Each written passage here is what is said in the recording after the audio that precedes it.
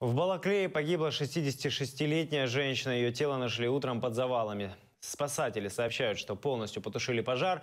На месте начали разминирование и устранение последствий катастрофы. Склад боеприпасов в Харьковской области – один из крупнейших в Украине.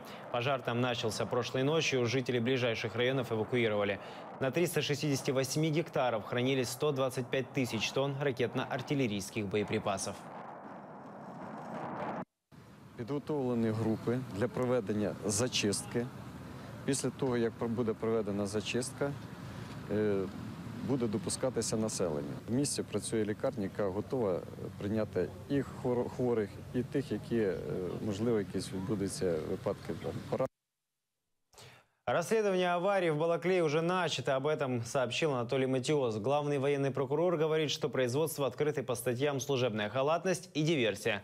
Ранее он утверждал, что причиной возгорания стали дроны. Эксперты по вопросам безопасности и бывший советник министра по чрезвычайным ситуациям считают иначе.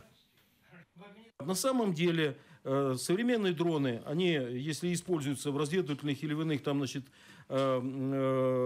тактических каких-то атакующих задачах, это достаточно малошумные машины, которые действуют на достаточно, значит, высотах хороших, которые не позволяют совсем уж так легко акустически. Почему на сегодняшний день, через 3 года войны, мы имеем самый крупный склад, как говорят, в Европе, в Украине? Почему до сегодняшнего дня за 3 года не произошло рассредоточение всего боекомплекта?